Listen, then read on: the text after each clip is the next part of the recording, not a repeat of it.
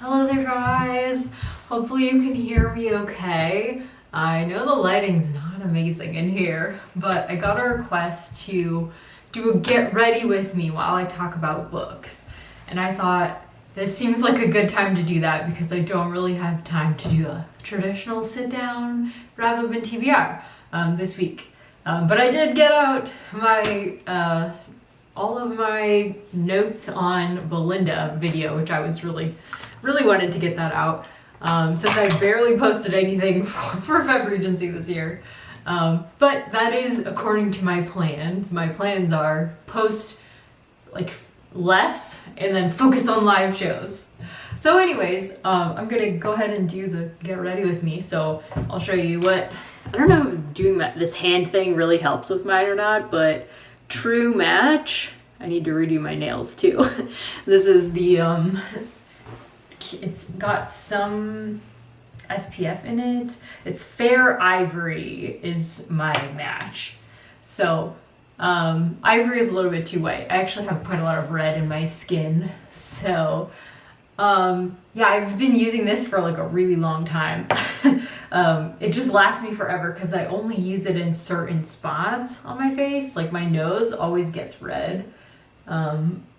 It's kind of weird, especially on the medicine that I'm on right now, Humira. I always seem to have a little bit of sinus flareage happening when I'm on Humira. So anyways, gonna put that on in a couple places on my face.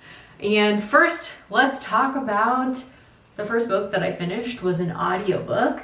And I really tried to find this, like a physical version of it, because on audio I just didn't follow it very well. And that is The End of Christendom by Malcolm Muggeridge.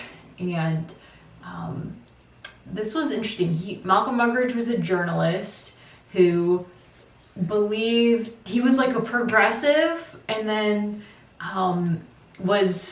he became disillusioned with progressive politics and like went to the total opposite direction. So like this was actually a lecture that he gave on Pascal at some university, I don't remember. And so it was interesting hearing him talk about Pascal and William Blake? I don't remember. This was at like the very beginning of the month. And then also Dostoevsky, like he said Demons was one of the most brilliant books ever written and stuff like that. And I actually haven't read any Pascal, but ever since Emma talked about Les Pensées on her channel a while back, I really wanted to read it and I just haven't yet. So, yeah, I read this because I found in Heaven by Joni Eareckson Tada, I found she quoted The End of Christendom. So I can't even really tell you what the title means because again, it was on audiobook and I just didn't follow it very well, but certain things did stand out to me about it. It definitely made me want to check out Les Pensées and finally finish Demons. And also, there was something, at the very end, it was like, he was getting questions from like the press, and he really like went off on evolution. Like he thought evolution was a total lie. So I was like, oh man, I really wish that I could like get this written out because I want to hear his perspective on this. But anyways, yeah, I don't really know that I have a good rating for it because I just felt like I didn't understand it very well. But he was definitely like a boisterous speaker. You could tell. So anyways, that was fine. And then Kevin and I finished listening to The Haunted Mask by R.L. Stine. That's the next thing I finished. This was about a girl who basically gets made fun of at school for being really a scaredy cat, easy to scare. And so she decides, I'm going to get the scariest mask that I could possibly find. And I'll show you here what makeup I'm using. I'm using True Match powder. My stores don't even like sell this anymore. I have to get it on Amazon. But I've had so many. I bought so many of these and then had to throw them away because they didn't match my skin that I'm just like, okay, I'm sticking with this brand, even if it means I have to go on Amazon to get it. It's whatever it is. So I think it's also, ivory, but it doesn't actually say on here. But anyways, and then I use CoverGirl Cheekers. Sorry, this is gross. It's like, I need to clean it. This is blush, and I just got some of these, a couple different colors as well from Amazon. Because if they're not gonna carry half of what I need, which they don't in this area anymore, like there's just like shortages on so many things in my area. Shortages of everything. So when you live in a rural area, sometimes you just have to rely on Amazon, and there isn't a great alternative. Although I just found a really cool website online that I'm gonna try to get eco-friendly like period products, and I'm really excited about that. So it's like made with bamboo, so I'm gonna try those out, and I'll maybe like review them for you guys. I don't know if you're interested in that, but I'm trying to like become more sustainable, because I actually am concerned about the amount of like plastic we use, and we recently learned just how many things that we're using that are not recyclable. So we had like a new trash company come in, and they were like, so much of this is not recyclable. So I'm just like, wow, we're putting a lot in the landfill, which is concerning to me. So anyways, so what else was I talking about here? Lord Byron. Oh yeah, the haunted mask. Yeah, she basically goes, maybe I should do my hair. Let's see, what should I do for, should I? See, I never know if I want to do eyeliner or not, because half the time I just don't even use eyeliner anymore. But sometimes I get done and I'm just like, a little pop of color there, like dark or something. Maybe I'll just, I am doing, it's kind of like a black, blue, purple. So maybe black eyeliner today, I don't know. We'll try it. Okay, anyways, okay, yeah, that's probably enough about the haunted mask. Basically, she just tries to scare her friends, and she ends up with this really spooky mask that's actually haunted, and it actually like wants to stay on her face. Like she can't get it off afterwards, and it totally changes her personality. So anyways, it was fun. Next, Lord Byron. This was for We Love Jenny and for FebRegency, because Lord Byron was a romantic poet. So Jenny recommended this in a Lord Byron video. She recommended She Walks in Beauty and When We Two Parted, because she was like, sometimes having reading some short poetry will kind of tell you if the poet is going to be for you, if his longer works might be for you. And I really didn't care for them. I thought they were beautiful, but they aren't about anything that I care about. It was like describing beautiful women, basically. But it was so like lacy and frothy and lovely. It really made me think, oh yes, I could see why she loves this, when I was also reading the Cenci by Percy Shelley. It just was like, oh, the writing is really beautiful. So I guess I understand why she liked it, even though it wasn't really for me. So anyways, I read those two poems. And then I also read Accountable. I actually have that one here, but not with me right now. Sorry. This is a bit of a non-traditional wrap up. Oh, and I should show you what I've been using. Okay, so I use just a little bit of Wet n Wild's, it's like, you can barely even see it. It's like a highlighter, but it's really highlighting powder. I don't really necessarily use it as a highlighter. I hit a couple spots, like my chin, my nose, and sometimes like the corners of my eyes, just because it's really shimmery and pretty. Like, I just like, it's really pretty. So I like sparkly, shimmery things.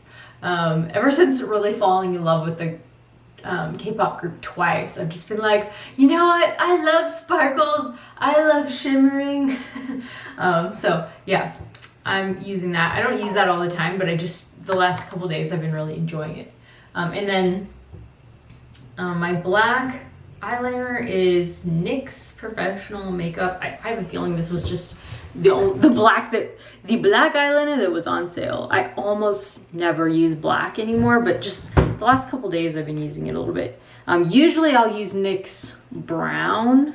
I like dark brown for my looks, because a lot of times when I use really dark colors like purple or blue, or black. It makes my eyes look so shadowed, and it kind of, I don't know, it just kind of blurs things. I don't really like it. I prefer a lighter touch, but anyways, that looks okay. Okay, cool. So at least now I've got that done, so I can put on the this stuff. What's the eyelash stuff? Gosh, mascara. That's what it's called. So I try different mascaras all the time, and I haven't really found one I really liked, so I just get a new one every time. This is the one that I got this time. They always seem to dry out. Do you guys have, like, would you recommend any mascara that doesn't dry out? Because these just super dry out all the time. But anyways, moving on. Okay. Accountable. Yeah, Accountable by Dashika Slater. The subtitle of that one is The True Story of a Racist Social Media Account and the Teenagers Whose Lives It Changed. So I listened to this one on audio, and so I haven't actually checked like for sources and stuff that's backing up some of her like greater arguments about society and about the damage of hate speech to your body, like physiologically and stuff like that. Like that's something I would have to actually research, but most of this story didn't require a lot of authentication because she interviews like everybody involved. She interviews the boys. There's a bunch of teenage boys who create, one of them in particular creates a racist social media account. He's a Korean boy. It's in like Albany, California is where this happened, at like a private school. And what makes it complicated what I really loved about her presentation is, like I said, she talks to all the parties. She talks to some of the kids who were featured on this racist account and who were hurt by it. And the thing is, they were friends with the creators of the account. So the account creators and the students they were making fun of on the account were actually friends before all of this exploded. So yeah, it's kind of complicated. And there isn't a lot of resolution in the lives of these teenagers. It really felt like the kids who were hurt by it, like some of the posts were making fun of the girl's hair, you know, and there was posts with like a noose around a black man's neck, and I think around one of the students' necks as well. So there's some really horrible stuff posted on the account. But it was an account that was made with like, I think 15 boys followed it at this school, and they were basically doing it because they thought it was funny. A lot of them grew up in more liberal households, and so they knew that it was wrong. Like the parents were appalled that this happened, but yeah, it kind of, she does a really good job making the boys sympathetic, because at least the account creator really learns from it and tries to be a better person in the future. But he was a Korean boy, and he was used to everybody making racist jokes about Asians. Like that was a commonly accepted thing around him, and so he just kind of thought, well, I guess we can make racist jokes and people just aren't going to be offended, you know. He wasn't particularly offended by the jokes because he'd heard them all the time. But, you know, the jokes that he wrote on the account and that he was confronted about, it was just very clear that he had some personal growth that needed to happen. Like his friends had asked him to take down some of the account things that he put on there, and he was like, no, it's not a big deal, you guys just need to handle it, and, you know, stuff like that. And it was like, okay, but if your friend is like offended by what you're posting about her and her skin color, excuse me, you should take it down. Goodness. But anyways, they just thought it was going to be amongst them, but it turned out that the whole school got wind of this account, and some of the girls took screenshots, and then the account was deleted. So it's like very much like none of the evidence still exists. So that's why I'm not super worried about looking up, did this really happen? Like, you can't really, all that exists are screenshots of the account that the girls took when they found out about it. So yeah, it's very, I felt like the author did such a good job with it, and even though I don't think I would probably agree with all of her conclusions, I thought she did a really good job talking to everybody and kind of following the story through the years and how it affected all of the teens that were affected. And actually, she ended up looking at the source of some of the things that were being posted, and it was really interesting what she learned from one of the teens about, like, he wasn't one of the account followers who got in trouble because he thought it was wrong to be posting about that stuff, but he actually was the source of what these teens were posting. Like theories about differences between the races, like ethnicities, what different ethnicities are good at. Like, he was following these scientific websites and he was sharing articles with his friends that he was finding online that looked to him like they were actual science. And so, yeah, it was interesting. I thought it was a really good investigation. So, okay, that I took a long time talking about that. Sorry. I'll hurry up for now. So, Breaking Dawn by Stephanie Meyer. This doesn't take a lot of probably talking about, because you've either read and loved Twilight at this point or you're not interested. Okay, that's I guess not entirely true, because last year Naomi read it for the first time, and I know that there are teenagers who haven't read it before. But okay, now we're gonna work on my hair. So I feel like I need to move you guys back a little bit because I'm cutting off my head. No, that's still cutting me off. Okay, hopefully you don't fall. That would be sad. I forgot to tell you too, what I did to sort of prepare for this was I just washed my face with water because I take baths at night so that my body is relaxed and I have less chronic pain when I'm trying to sleep. This keeps unbuttoning, annoying. And then I washed my bangs, which I do almost daily, wash my bangs. And then I'll let my hair go for about 3 days just to give it a break from washing it and drying it all the time. And occasionally I will just, when it's still wet, put it on top of my head, which is why it looks like this. So this is 2-day hair, and there's been no heat on any part of this except my bangs, but I've washed it since then. So now I'm gonna use Tresemme Flawless Curls Moisturizing Mousse, and this has I think you can see that. This is like number 4. So this, I like mousse. I've tried a lot of different hair products, and a lot of them are too heavy for my hair. I have pretty fine hair, so it requires, mousse seems to be, I guess hairspray can work to like kind of hold it in place, but mousse works the best when I'm going for like volume, I would say. So, anyways, okay, what are we talking about? Breaking Dawn. Yeah, so I enjoyed Breaking Dawn. I think as I was reading it, I was kind of like, it didn't really make sense. A lot of it, like, a lot of the stuff that happens is like, okay, that didn't make any sense.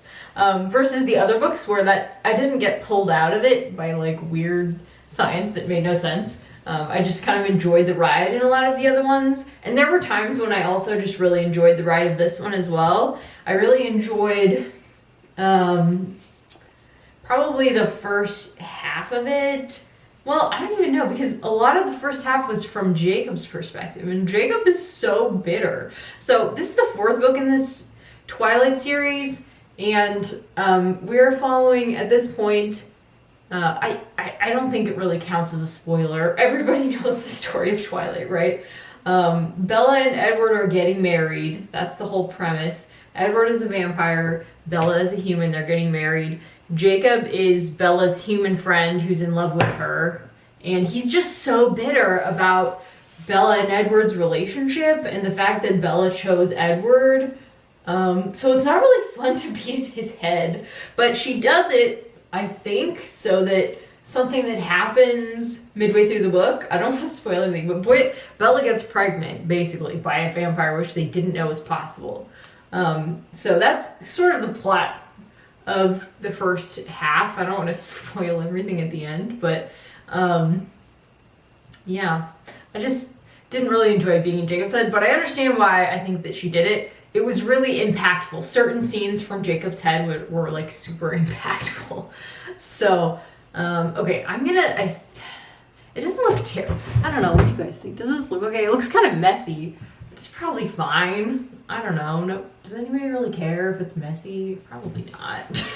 I don't know. I'll stick it back on my head for a little while and we'll see. I'm actually surprised. I thought it would take me longer to do my hair, which is why I was...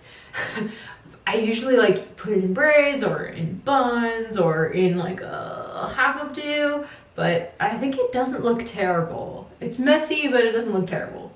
And really, that's what I'm going for. I don't really care about hair looking perfect. I just want it to not look terrible. So I think I'm gonna leave it like this, and then I'll put some contacts in so that, oh, that's it. I should have done contacts before my mascara. Dang. Okay, well anyways, I'm gonna put contacts in because I work with a green screen for work, for my work videos, which is why I'm doing my hair and everything. I need to film a work video before it gets too dark.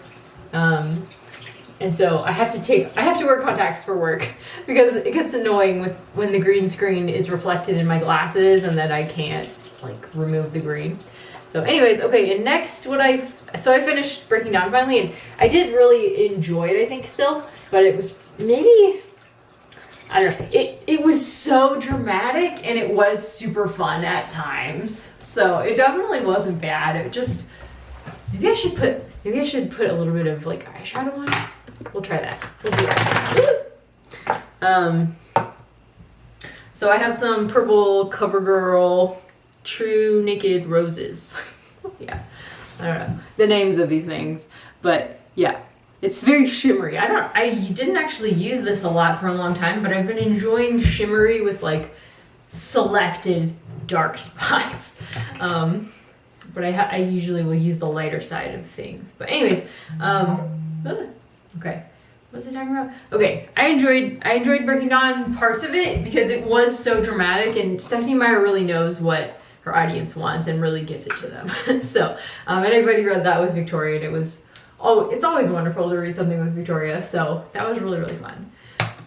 All right, next, Dorothy and Jack by Gina Dalfonzo. This is a book about the friendship of C.S. Lewis and Dorothy L. Sayers, which I did not know much about. Which one should I use here? Okay, I'll start with like a lighter shimmery, and then I'll put a darker shimmery color over it. So I knew that Dorothy L. Sayers and C.S. Lewis were friends, but I was kind of not sure about much else. Like I had heard that she was, I had made the mistaken assumption that she was in the Inklings for a while, but no, the Inklings was only men. She knew some of the Inklings, but it was mainly C.S. Lewis and Charles Williams that she was friends with. And this author actually gave us some more like history about Charles Williams that I was surprised about. I guess he was part of like a kind of a personality cult, where tons of women were doing like emotional affairs with him, and he got into some kind of sketchy stuff. So, but anyways, but hearing about Dorothy's relationship with C.S. Lewis was definitely the highlight for me. C.S. Lewis appreciated a strong woman, which a lot of the Inklings did not seem to. Just making sure it's still running. So that was really refreshing, the way he seemed to really get along with her well. And the author even thought, well, maybe getting to know Dorothy L. Sayers and appreciating her humor and her personality somewhat prepared him for Joy, whom, by the way, Dorothy and Joy were actually good friends. They got along famously, apparently. So, yeah, I think it was a really fun look. It was great on audio. It was super easy to follow on audio. and I saw that Elizabeth reviewed it on Goodreads. From Elizabeth, if you're in Kate's Patreon, you know who Elizabeth is. So that was really fun seeing that Elizabeth had read it and loved it just like I did. And okay, yeah, let me show you. What do you guys think? How does this look? Does today's look? What do you guys think of today's look? Oh, it's so there. What do you think? Okay, I'm gonna put on some. I've been doing eye jewels much more lately, so maybe I'll do that too. We'll see. But I need to get going pretty soon, or I'm gonna run out of light. Okay, contacts next. If you don't want to watch me put in contacts, you can just look away from the camera or skim forward about 3 minutes. Okay. Yeah, I really enjoyed Dorothy and Jack. So next, Notes from the Underground by Fyodor Dostoevsky. Yay, I finally reread this. I reread this right around the time when I changed my channel name to Dostoevsky in Space. And at the time, I had no idea what to make of it. I was totally like, what? And there's good reason for that. It's because it was destroyed by the censors when Dostoevsky was writing it, and it was being published still as he was writing it. And he was like, it would have been better if they just had not published it than published this chapter the way they did. Because they took out all mention of like Christ, which was like the whole point of this section of Notes from the Underground. So a lot of the meaning, I think, is missing from Notes from the Underground, but it's still a work of art. I think he was writing this in response to somebody Chernyshevsky, I forget what, Nikolai Chernyshevsky maybe? He wrote a book called What Is to Be Done, which was basically outlining this sort of Russian version of the utilitarianism that was really popular in the UK. And Dostoevsky was absolutely satirizing what is to be done. And let's see. Okay, keep skipping, by the way. I finally only just got my contact out. But anyways, if you don't want to watch the contact section. But I'm leaning out of the frame, so it's probably fine. Okay, yeah, so Notes from the Underground, brilliant, a work of art. I really enjoyed it this time. I bet you read this with Faith from Faith in Books and Peg from the History Shelf. And we've started planning a readathon for September called Red September, which will be an exploration of communism and communist history. And we're going to focus on the Eastern Bloc, so stay tuned if you're interested in joining us for that. But I think we all really enjoyed Dostoevsky as a writer, although Faith was like, I would not recommend this at all as an introduction to Dostoevsky. So hopefully I'll be able to film, I really want to film a review of this, like a nice edited review of this. But we'll see if I can fit it in. I've been trying to for weeks, but I'm doing so much research on it because I want to be like actually informed to write this review. So still researching it. I've been doing research basically, Jordan Peterson he responded to it. He talks about Dostoevsky a lot in his lectures. But somebody edited one of his lectures down to like 5 minutes where he's talking about Notes from the Underground and what it means. And I was like, oh my gosh, this is so good.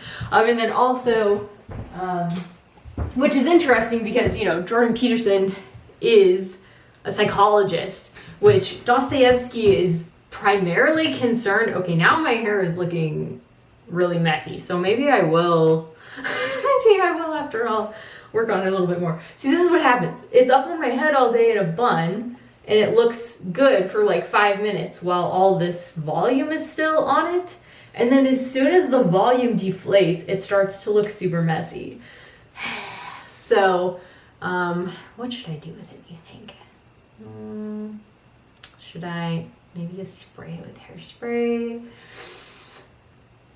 This is what always takes me forever, is trying to just figure out what to do with it. Okay, I think what I'll That doesn't look terrible. Maybe I'll just leave it like that. But anytime I do something even mildly messy for my work videos, it looks terrible on the green screen, because my green screen, I'm using free programs all the way through. So anyways, okay, what were we talking about? Okay, I will hopefully do a full review on Notes from the Underground with more of my thoughts on that, because it's so good. It really deserves a full review.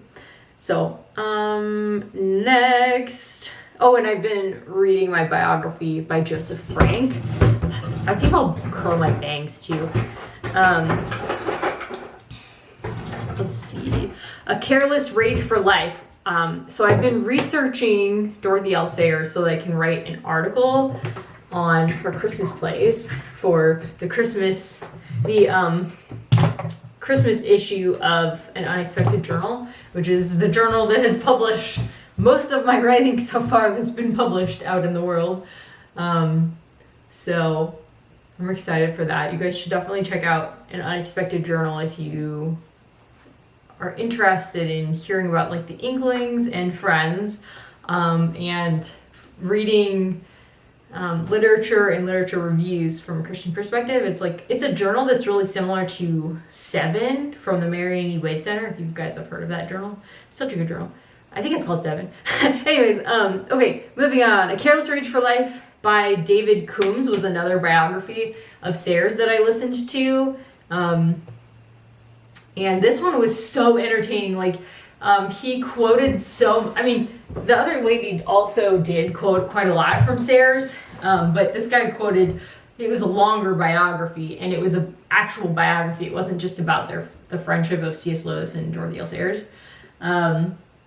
It was like, I don't even know, 5 or 6 hours on audio. So it still wasn't like a super long biography. So I still haven't really read like an authoritative biography on Dorothy L. Sayers. I'll have to like sit down with her letters and stuff like that. But anyways, this one was really fun because the writer, Coomes, he also was a funny writer. Like, I felt like he really matched Dorothy L. Sayers' tone. I felt like they were like kindred spirits. And because he quoted so much from Dorothy L. Sayers' letters, it was hilarious to listen to. Like, Dorothy L. Sayers was a hilarious person, and it really came out in her writing. Talk about wit as a weapon, which we just talked about in Belinda. So yeah, it's a great biography. Slightly critical, but I enjoyed it quite a bit. I really felt like he was in love with Sayers, which is how I feel about her, so that made me happy. Okay. Sprightly and entertaining as Sayers herself. That's what I wrote. Okay. I really want to start. I was gonna do a couple of jewels. I really want to start writing reviews and using Goodreads again. I know I said this and then I said, never mind, I'm not going to do it. But just the way that after Jenny's death, I've been relying on her Goodreads for consolation and solace has really made me like, I want to have a Goodreads because I've just been so grateful that she updated her Goodreads so much that it just makes me want to also do it. And it's been fun updating it here and there during FebRegency. I was really trying to do that a little bit. Okay, what did so I don't even know what this is anymore. It's like a lip gloss, but it's so old, it's totally worn away. I don't even know what it is. I don't know where I'm gonna find it again if I end up using it all, but I love it. It's so good. It's just kind of like sticky though. You know, like, I feel like I don't want to do anything with my lips. I don't want to talk too much. I don't want to drink. But anyways, and if you're interested in these sticker things, I can't tell you where I got them because I don't remember. They're on Amazon though. If you really want to know, I can check my order history and let you know. But got lots of face jewels, and I sent some of them to Jenny as well for Christmas one year. And she loved them as well. And she might have used some of them for scrapbooking as well. And in her vlog where she went to see the Oneness concert, she also was wearing like moons from that. But anyways, I think I'm gonna use some pearls too. I think the pearls are probably like my favorite thing. Using, it almost looks like when you're putting the pearls on. Oh no! My jewel just fell. I wonder if it'll sink or if I need to get another one. Okay, I'm just gonna get another one. Okay, yeah, anyways, I think the pearls are my favorite. Because it almost looks like a piercing, which I've always dreamed of having face piercings, but that is not Kevin's vibe at all. And I also have problems with like infections and stuff like that. Like for a long time, we couldn't even work on my warts and stuff because we were afraid of setting off my immune system because my immune system is super touchy.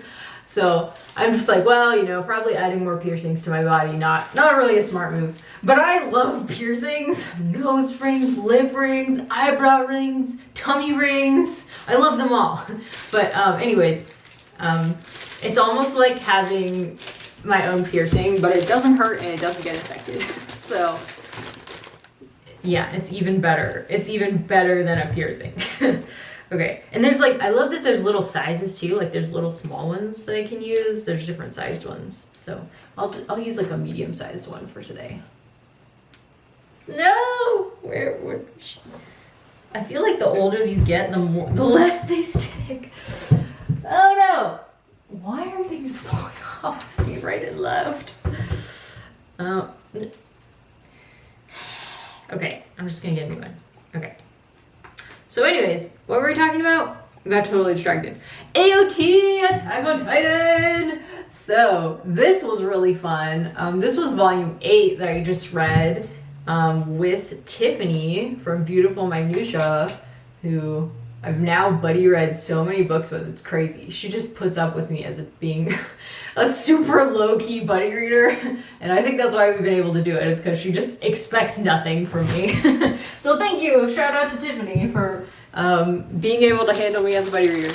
We had a really good time though reading AOT, and because we meet on an almost weekly basis, usually multiple times a month, to watch K-drama and just chat about life, it's really easy for us to buddy read because we'll just be like, hey, you want to talk about this when we meet on Wednesday or whatever? And that's how we buddy read. So, oh, maybe it's because of the eyeshadow or something? I don't know. Well, anyways, I finally got a couple of them to stick. And now I should just not move my head at all. Otherwise I'll look really silly. I'll have stuff falling off me in the middle of my work video. Not that I really need facial jewels for a work video, but since we're here doing this together, why not, right?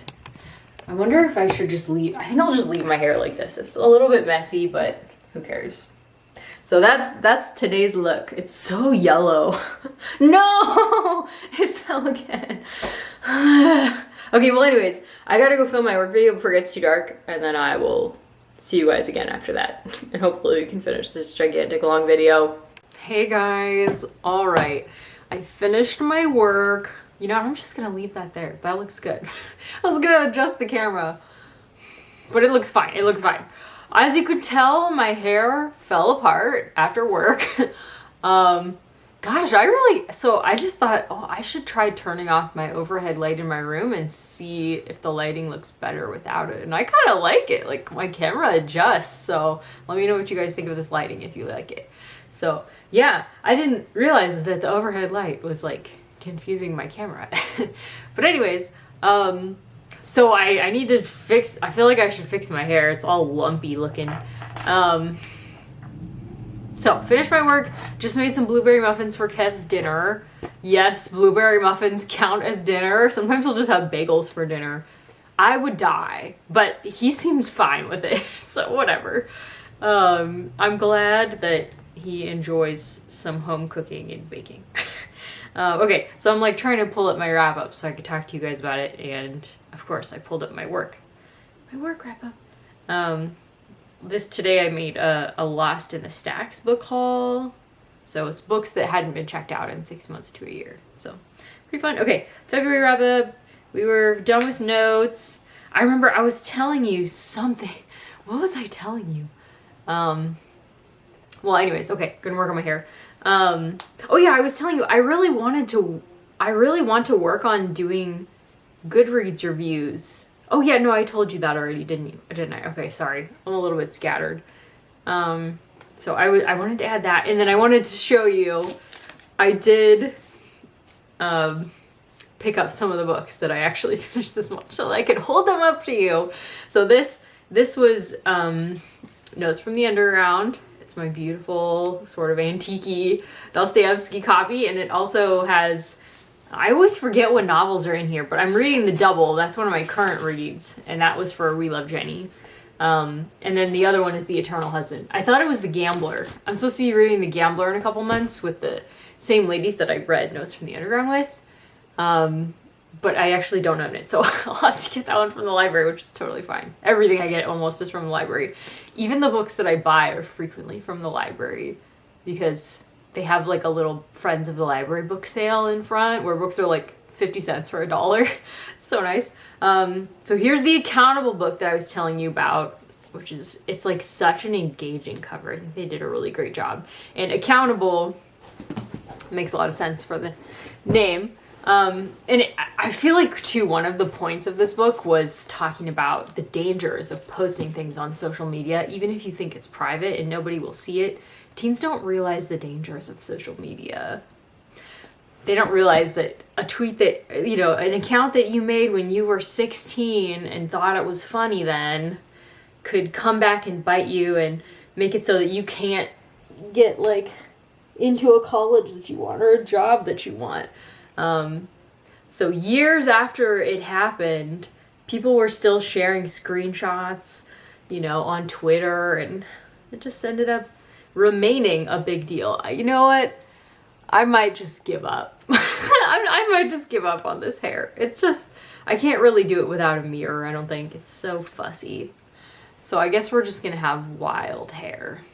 That's fine. Okay, what else did we want to talk about? Let's see. Okay, The Cenci by Percy Shelley.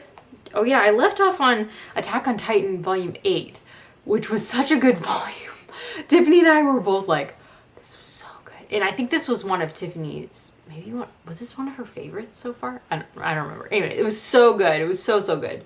And as you can tell, more of my jewels fell off. By the way, I figured out what was happening. It's because I washed my face twice today. Normally and I didn't use my moisturizer. I have like a Lubriderm moisturizer lotion that I'll usually use after I wash my face. So I think my skin was just really dry, and that's why everything kept falling off. It doesn't normally fall off that much. But anyways, yeah, the first several chapters were great. We learned who a character who's a spy, and it's so exciting. Okay, and then The Villa by Rachel Hawkins. Hey, now that I'm not doing but I am actually not finished getting ready because I didn't put any of my nail polish on. I usually try to do this before filming so that if I'm holding stuff up, you guys don't have to like stare at my ugly nails. I would normally do this before work, but I wasn't holding up anything in today's work video, so it was fine. Okay. Yeah, The Villa by Rachel Hawkins. This was a We Love Jenny pick. I initially thought this would be a FebRegency pick, but it wasn't historical fiction. But it was one of Jenny's absolute favorites in 2023. So I'm really glad that I read it. I rated it like 3 stars. I thought it really did portray kind of the perils of the free love movement that Mary and her sister ran into. When they were trying to live according to these free love ideals, and they were kind of pulled into it when they were like teenagers. Like Mary was like 19 and her sister was like 16 when a lot of this was happening, something like that. I don't know. So Percy Shelley he had some very young women in tow. I don't know why Jenny liked Percy Shelley. I do not get it. I guess just because of his writing, but Tony put it best. Mary Shelley was surrounded by disappointing men. That's not probably exactly how he put it, but I think that's accurate.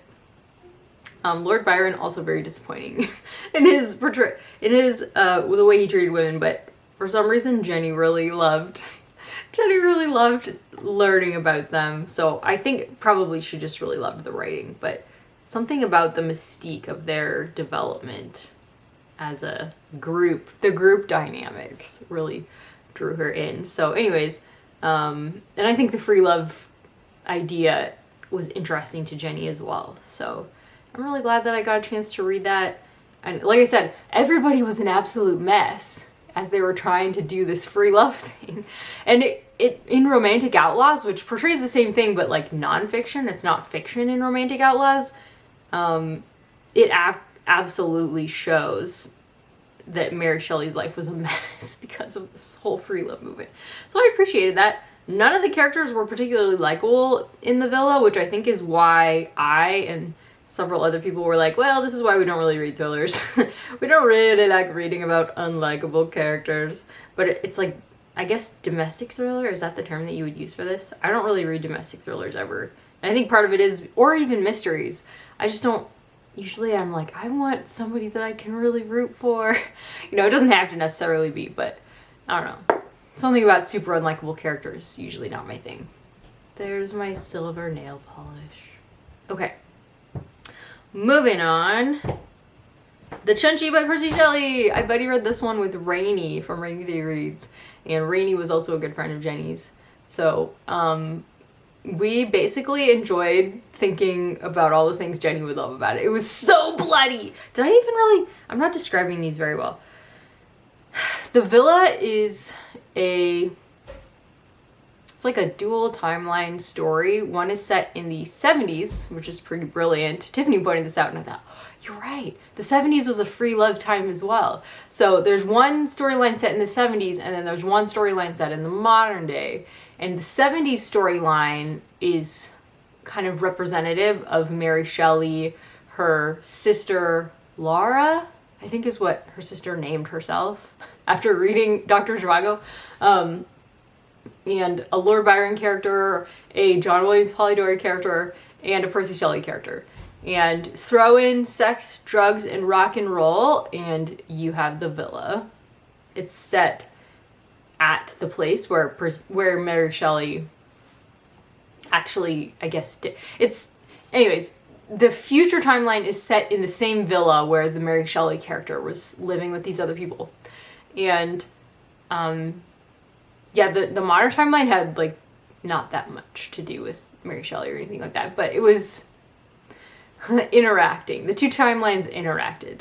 So, yeah, that's not a great description, probably. I just listened to it on audio, and I enjoyed it. It was like a 3-star read. I actually did enjoy it. A lot of my friends didn't really enjoy it, I think. I actually did enjoy it. I thought it was fun, but yeah, I didn't like any of the characters, but I guess that's not a prerequisite, as I just talked about with Belinda. Okay, the Cenci was about the family of Beatrice, is that how you pronounce her name? Cenci, the daughter of an Italian count? Well, I think he was a count, and the count, it's based on a true story. Percy Shelley wrote this for like the masses. He was like, this is going to be my most popular work for the popular readers. And it was indeed, I think, his best-selling work in his lifetime, which is interesting because it's a play. And I don't think it was ever actually performed in his lifetime because of so many of the themes. So it's about the murder of the count by his daughter and his family because of his actions. So he rapes his daughter, kills his sons, or I don't know. Anyways, he commits murders and rapes his daughter. And so he ends up getting murdered. And then his daughter ends up being killed. She gets capital punishment for murdering him. It's quite a wild story. Really enjoyed it. Okay. I think it's really beautiful. I think in addition to Byron, it was really like the kind of writing where you want to slow down and read every single second of it because it was just so beautiful. And it reminded me of Byron's poetry in that way. Just like very intricate and flowery and purple prosy. So yeah, I could see why Jenny would love that. So, but it did take me all month to read because it was pretty long. I think Rainey was like, I don't know why he decided to make this a play. It doesn't really make sense because it's super long and nobody could perform it because of the themes of incest and murder. But I could smell the blueberry muffins. But I think honestly there was a lot of really beautiful speeches and moralizing in the speeches that was just written really beautifully. I think that's why it was, I think that's why Percy Shelley wrote it as a play, is because he wanted to put in speeches and there wasn't like television that he could write it for. It was like, it was acting. So anyways, next I reread Attack on Titan Volume 1 for Victoria's Patreon. This was so fun because I just realized I'm not recording my voice for you separately with the microphone. Sorry about that. I just realized that. I'll have to be for another time. Victoria loved it, which made me so happy. That's why it was actually my pick for her Patreon. Victoria runs a Patreon, Pick Patreon, where we all suggest genres. She spins the wheel and picks the genre, and then we suggest titles that are in that genre, and she spins the wheel to pick the title in the genre. So, yes, I believe manga was also I think I won 3 in a row because my suggestion was manga, manhwa, or webtoon, and then my manga got chosen. So we ended up with my genre and Attack on Titan. And then the next month also landed on mine. So we'll talk about that in my TBR, but yep. We talked about some of the downsides, I think, of the series when we were talking about Volume 1. So some of the downsides, which I didn't even ever think of previously because I was so enthralled, enraptured, in love. So Attack on Titan, I'm sure I've already described it multiple times. It's about 3 walled cities of humans who are trying to protect themselves from these man-eating titans on the outside of the walls. And nobody, like, you don't know where the titans have come from or anything or why they eat humans, because they don't actually need to eat humans to live. They don't even have a digestive tract. They just throw up all the bones, you know, eventually. So, let's see. Yeah, so some of the downsides of this, I think I also just found out that the creator of this manga series was only 19 when he started. So maybe this is why. But some of the characters do look alike. It can be hard to tell them apart. And then the other thing is that some of the action scenes, like, it's hard to tell what's actually happening. And also sometimes it's hard to distinguish between flashback and, like, when something is happening and stuff like that. But honestly, I didn't even notice any of those things as I was first reading it because I was just having such a good time. And if you just keep reading, you'll figure everything out that's important. You don't have to sit there puzzling over it, because if you just keep going, it'll explain itself. Like a lot of fantasy and sci-fi. Okay, next, Trading in Danger by Elizabeth Moon. Now that I'm not painting my nails, I can actually pull up. Maybe I'll include timestamps until this point, since I haven't actually been showing you the covers. If I have time, I'll do that. Okay, so Trading in Danger is the Vata's War series by Elizabeth Moon. I've read 2 sci-fi books by Elizabeth Moon, and I enjoyed them quite a bit. So I really wanted to give her a longer running series by her a start, because the other things that I had read by her were not long running series. They were more like standalone books. So this one I actually ended up DNFing. Like, it was okay, but I was listening to it at night before bed and I was really struggling to pay attention, and I just really found I didn't really care. I was only like probably 20% in, if that, but I probably should have given it more of a chance, but it just wasn't really gripping me. So now I'm just re-listening to an audiobook of Belinda instead, because I loved Belinda so much. So now Belinda is my nighttime audiobook. But my next book, speaking of which, is Belinda. I have a huge crush on Dr. X and Belinda, and nobody marries Dr. X. What's up with that? But it's still a like 100% 5-star new favorite book type book. I was annoyed with the characters all the way through, but I was so gripped that I didn't even care. Like, I feel like the characters are so realistic. You get such like flawed, annoying people energy out of the book, but it makes sense. Like, the characters are internally coherent. Like, they make sense. All of the character flaws make sense for the kind of people that they are. So Yeah, I loved it, if you can't tell. That's why I posted a giant going through all of my notes video on it. So yes, this was our FebRegency pick. It was our group pick, and I'm so glad Emma chose this. Thank you, Emma. This was wonderful. I love it. It was so good. Next, I DNF'd Marianne by Daphne du Maurier. Like, I was enjoying I'm skipping what these are about. So Trading in Danger is about a young woman who is in the military. Is it the Navy or the Marines? I can't remember, but they're in space, and she ends up getting in trouble for helping somebody out who takes advantage of her help and then gets her in trouble. And so she ends up getting tossed out. And that's all I can really say. That's about as far as I got. She's going home in the portion that I'm reading, and they're like, okay, well, now you're gonna go work for this family business, basically, and like trading in space. so she's no longer in the military. She's now gonna be a space trader. That's kind of what I got of it. Belinda is about a young woman named Belinda who is, for the first time, going out into society. Timestamps are going to be impossible for this video. I keep going back and forth. Okay, anyways. A young woman goes out into society for the first time, which is about like what most Regency works are about. And she ends up with a woman named Mrs. Delacour who does not know how to care for a young woman. That's for certain. But they end up becoming friends against all the odds, even though Mrs. Delacour is not treating her well a lot of the time.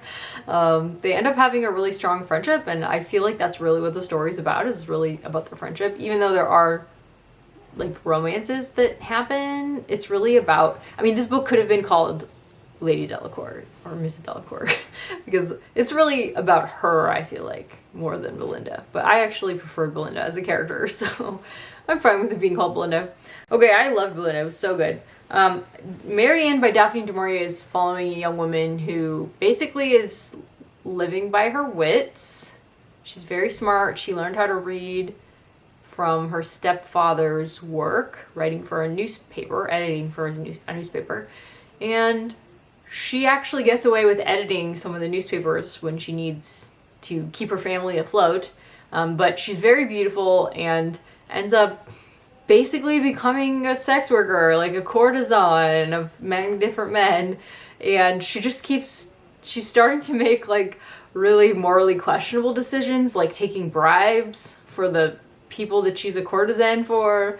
And that's how she's trying to stay afloat monetarily. And that's where I DNF'd it. I was like, this is so stressful. I don't really like du Maurier as an author, which I know is not, I mean, that's a controversial thing to say, I feel like, on booktube, but I don't know.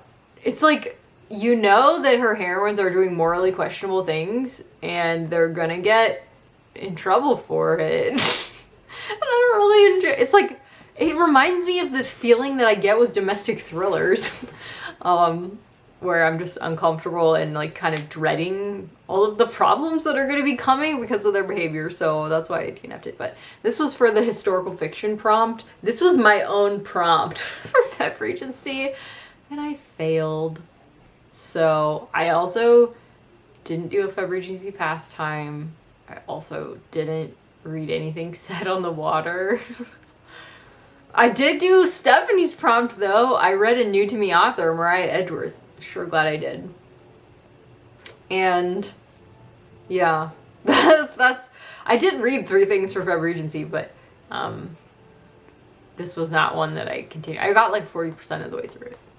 So anyways, next I finished A Grief Observed by C.S. Lewis, which I was reading because a family friend, her husband, he's like in his 90s, he's had cancer, he's had all kinds of things, and he is actually currently passing away.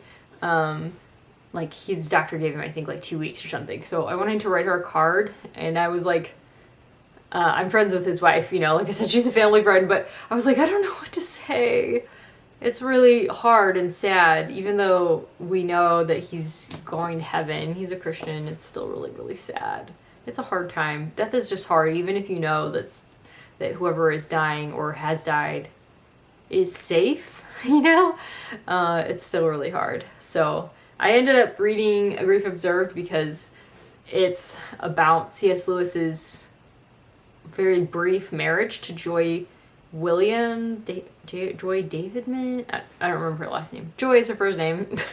And he married her when he also knew that she had terminal cancer. And basically, he didn't realize how much he loved her until he was losing her. And so it's really sad because he had always thought of himself as a bachelor, and he was like very hesitant to embark on a romantic relationship at his age. This was when he was in like, probably, I don't even know how old he was, but it was definitely like midlife when they met. And yeah, it's really sad, but I remember really the first time I read it feeling like, okay, this is really real. Versus like The Problem of Pain, which was written in like 1940, quite a bit before. I don't think he'd even met Joy in 1940.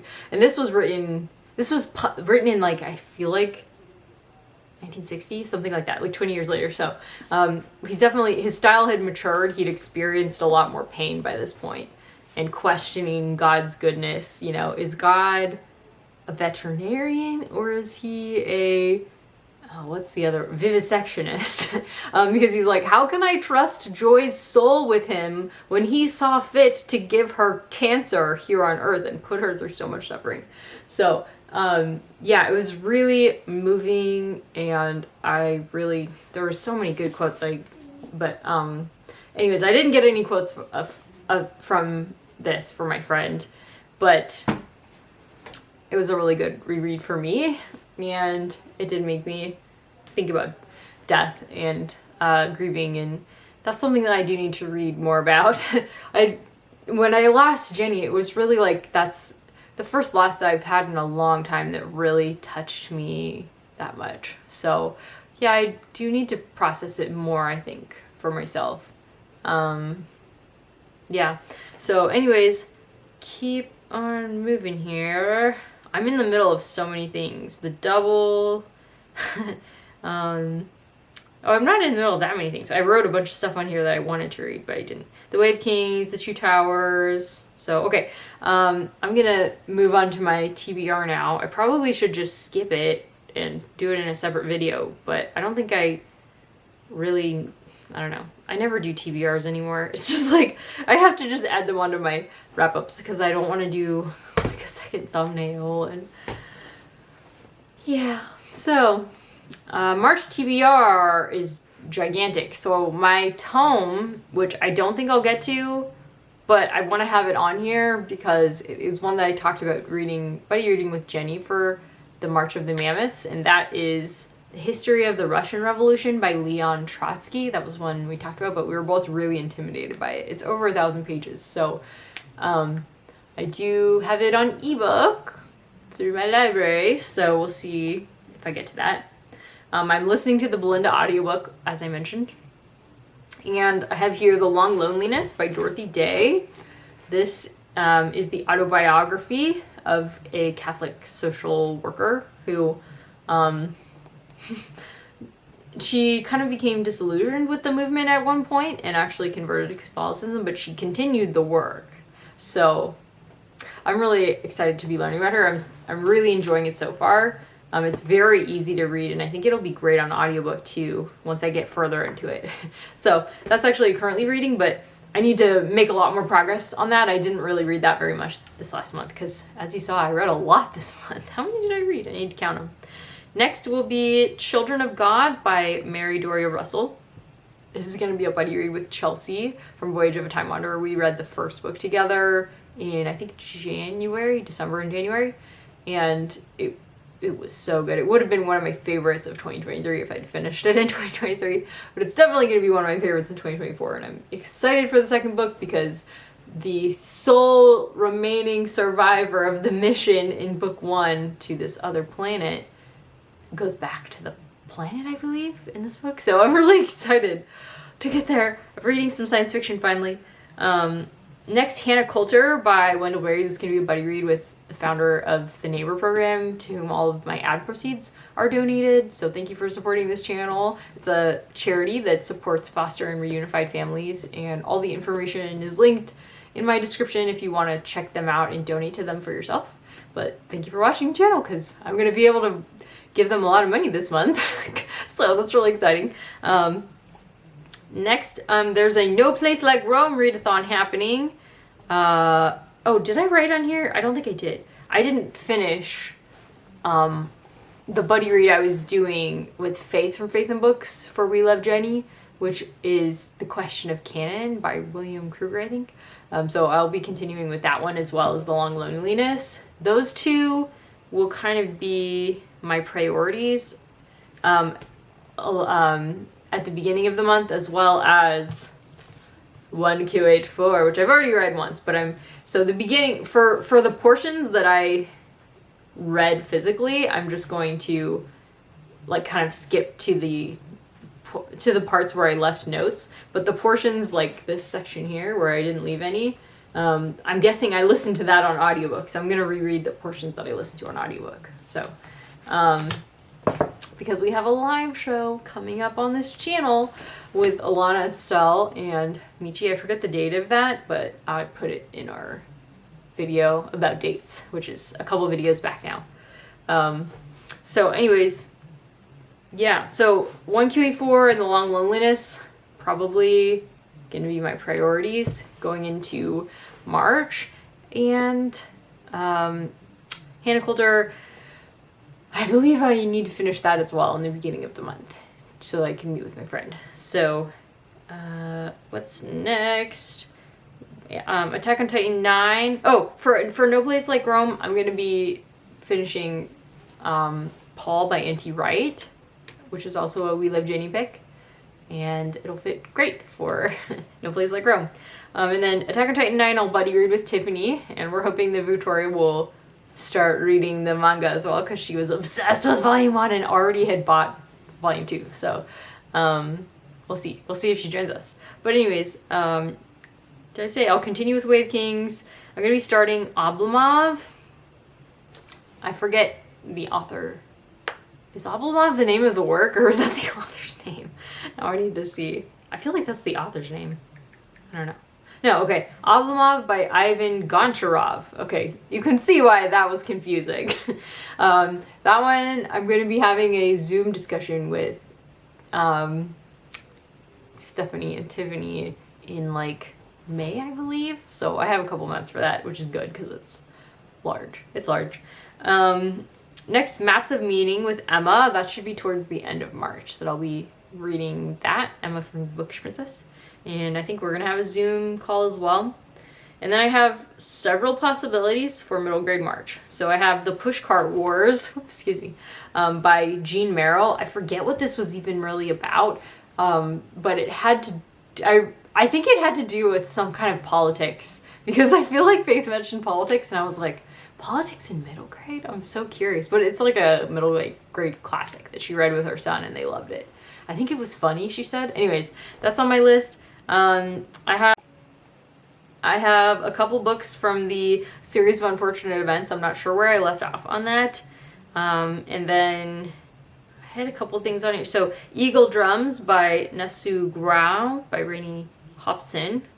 I think this is a debut. So that one was for the debut prompt. I'm not following the prompts super well for middle grade March this year, even though I watched all the videos and it was really, like, I got really excited about it. I just, running 4 readathons and read-alongs, 4 reading events at the same time, I was like, I don't have time to even post a TBR for middle grade March like I normally do. But, and then the other one that I have is Shark Teeth by Sherry Winston, which will be for Victoria's Patreon. So I thankfully have some short ones to intersperse with the long ones. And I guess Long Loneliness doesn't actually need to be done until the end of the month, till Palm Sunday. So maybe I will read like some of it in the beginning, like maybe I'll get to like page 100 or something, and then I'll focus on 1Q4. I don't know. I've been reading a lot of The Way of Kings lately because it's just easy and I've been stressed. But anyways, that's my TBR and rev up. Thank you guys so much for watching this. Sorry about the hair. My thumbnail's gonna be a mess. Anyways, I'll talk to you guys soon. Take care until next time. Let me know what your favorite of February was and what your reading plans are for March. I really love hearing from you guys in the comments because I can't always keep up with social media, but I love, and I don't even respond to all of my comments all the time, but I get to at least see what you guys are reading when you leave them in the comments, so thank you for doing that. All right, take care.